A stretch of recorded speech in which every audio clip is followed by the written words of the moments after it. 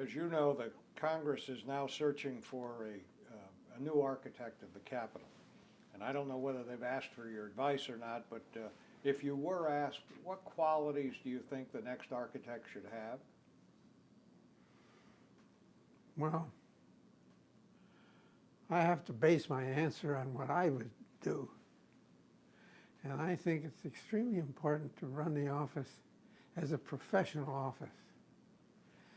Some congressman, when the suggestion came that it not be an architect as architect of the Capitol, he introduced some legislation which said the architect of the Capitol shall be an architect, or in the alternative, the physician of the Capitol shall not be a physician. And that's kind of an interesting way to look at it.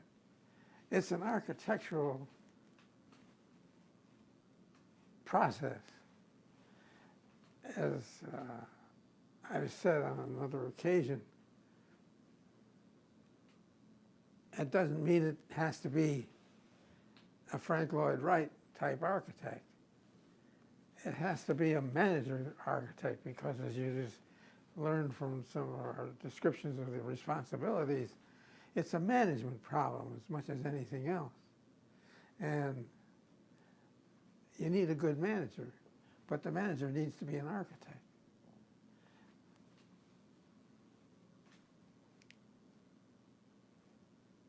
With the thought in mind that the architect brings beauty into man's built environment, we need all of that we can get.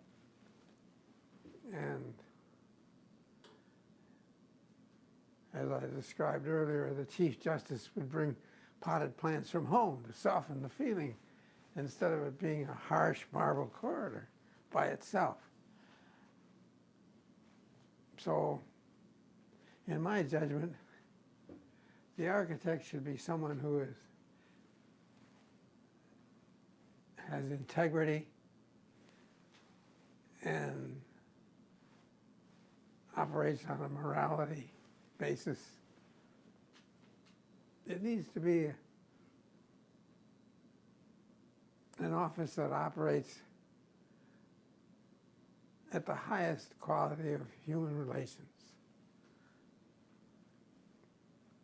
You mentioned earlier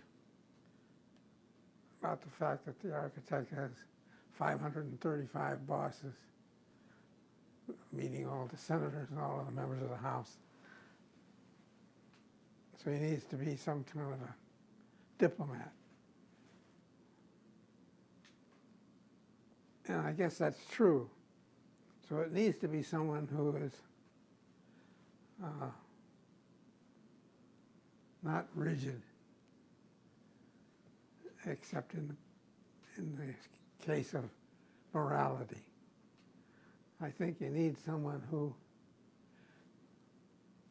is beyond reproach in connection with moral standards. There's hundreds of millions of dollars pass through the office of the architect. And it needs to be known that he's untouchable, or she.